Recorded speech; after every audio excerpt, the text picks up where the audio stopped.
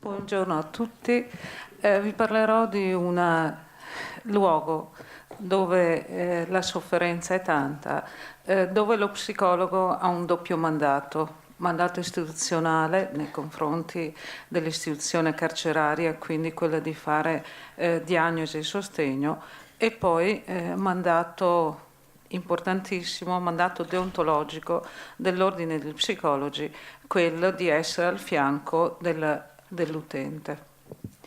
L'istituzione penitenziaria è un'organizzazione in cui diverse figure professionali, sia dipendenti del Ministero della Giustizia, sia dipendenti del Ministero della Sanità, sia liberi professionisti a contratto annuale, quali esperti psicologi, interagiscono tra loro.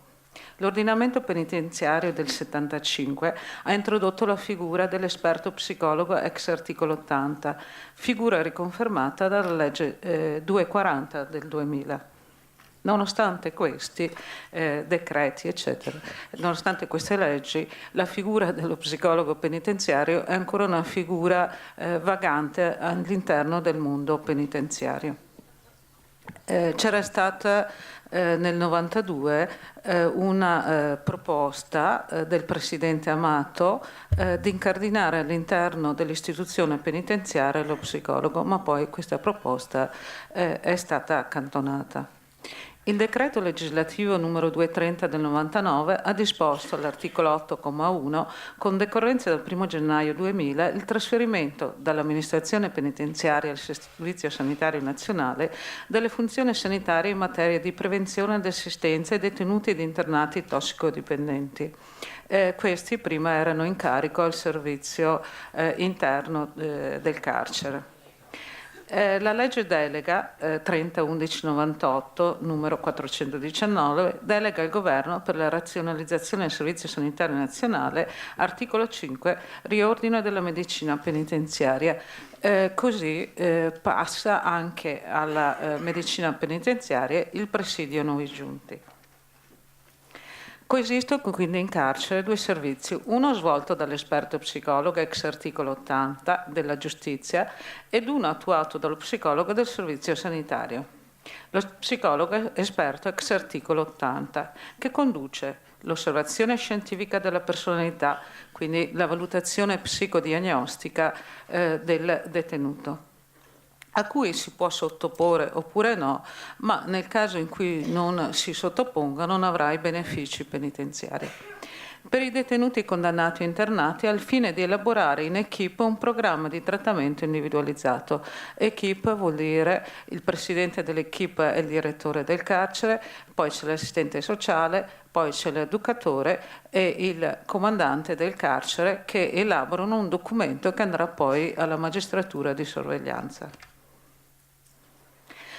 Lo psicologo in carcere fa trattamento psicologico, terapeutico, riabilitativo, non fa psicoterapia, in quanto viene assunto come psicologo e non come psicoterapeuta. Il sostegno psicologico, attività rivolta soprattutto ai detenuti in attesa di giudizio.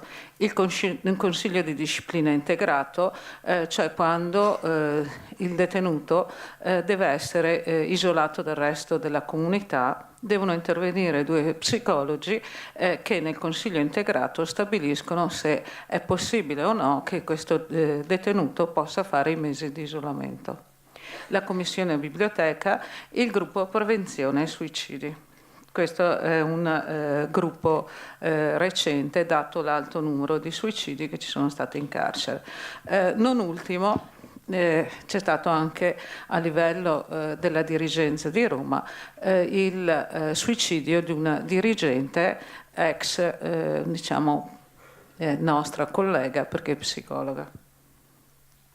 Lo psicologo dell'UOSP, Unità Operativa Sanitaria e Penitenziaria, si occupa, questo è lo psicologo della sanità, del servizio noi giunti, quindi del fatto di stabilire se la persona è a rischio suicidale oppure no.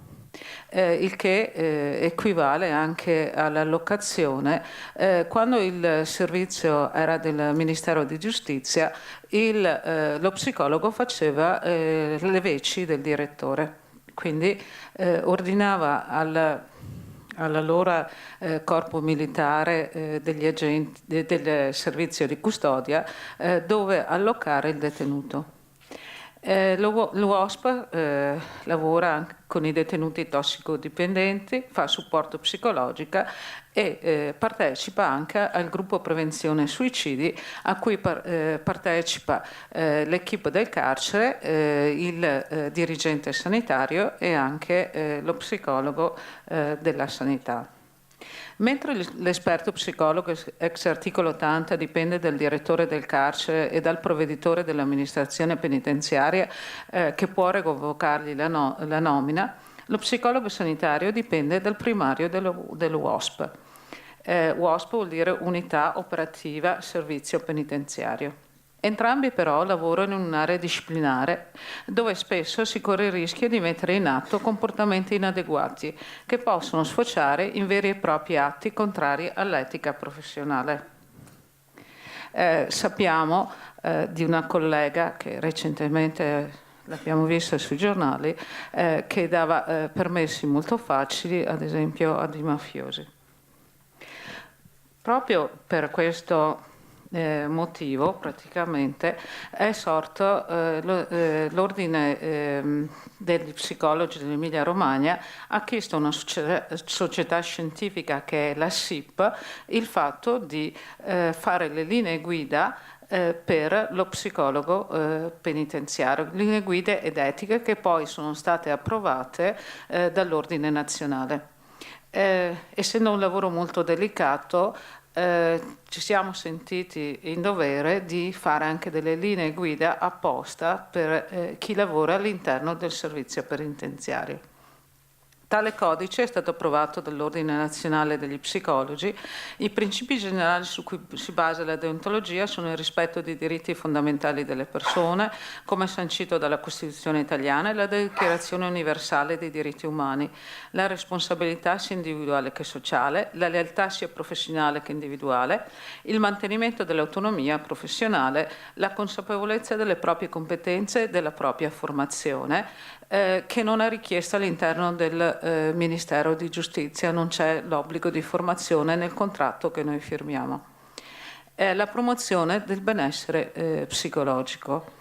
Ecco, un benessere psicologico che, avendo lavorato per tanti anni in carcere, non è solamente un benessere psicologico dell'utente, ma dovrebbe essere anche delle forze di polizia penitenziaria che lavorano all'interno di uno stress correlato molto alto perché devono essere sempre attive essendo passive. Insomma, questo non è facile. Pensare sempre che succeda qualcosa e non succede. Però essere pronti al fatto che questo possa succedere. Lavorare con le persone viene ritenuto dall'INPS uno dei lavori più complicati e l'INPS ha fatto anche delle tabelle. I 3 lavori ad alto stress, lavoro correlato, sono lavorare al pronto soccorso come medico, lavorare in carcere come poliziotto penitenziario e poi lavorare come insegnante nella scuola. Tant'è che nella scuola ci sono tante malattie di tipo mentale dovuto allo stress. Così anche in carcere, ben noti sono l'elenco che il Ministero di Giustizia ha dei colleghi della polizia penitenziaria che si sono suicidati oppure che lamentano delle patologie di tipo psicologico. Come dicevo, non ci sono obblighi formativi post laurea per l'esperto psicologo penitenziario ex articolo 80, ma tale professionista, secondo anche il codice etico che noi abbiamo scritto, deve avere padronanza di tecniche e capacità professionali che impattano non solo sulla persona reclusa, ma anche sulla comunità esterna. Se il direttore domanda o la direttrice, perché prevalentemente il carcere parla al femminile, praticamente chiede se un detenuto ha in previsione di evadere, lo psicologo, facendo psicodiagnosi, deve essere anche in grado di fare questo. Viene chiesto il fatto se il detenuto si suiciderà. Sì, lo psichiatra dice la psichiatria dice che non è prevedibile. Il direttore domanda allo psicologo: e tu cosa mi dici? Sono sempre eventi molto importanti. Diversamente lo psicologo della sanità deve essere anche psicoterapeuta, mentre lo psicologo in carcere è solamente psicologo, quello della sanità deve essere anche psicoterapeuta, anche se la maggioranza dei colleghi che lavorano nel carcere sono anche psicoterapeuti. E lo psicologo sanitario ha una dignità contrattuale, una stabilità lavorativa che non ha lo psicologo ex articolo 80 e ci auguriamo che in futuro lo psicologo della giustizia abbia dignità ed uguaglianza con il collega della sanità, essendo entrambi adesso sanitari, perché diciamo, la professione del psicologo è passata in toto dalla giustizia alla sanità. Lo psicologo penitenziario, laureato magistrale, iscritto con esame di Stato all'albo A degli psicologi, può inoltre lavorare come esperto presso il Tribunale di sorveglianza. Certo, questo è incompatibile con il fatto di lavorare all'interno del carcere, perché non può fare una doppia funzione, fare la diagnosi e poi approvarsela. Insomma, sarebbe inconciliabile. Come esperto per l'attività di consulenza presso il Tribunale dei minorenni, come giudice onorario del Tribunale dei minori, come consulente esperto del web.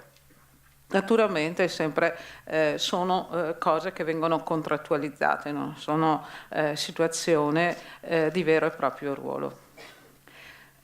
Ringrazio il Presidente dell'Ordine degli Psicologi del Veneto, Alessandro De Carlo, la dottoressa Gabriella Dal Monte, che mi hanno invitato a far parte del gruppo di lavoro di psicologia giuridica. Grazie per l'attenzione e buona giornata.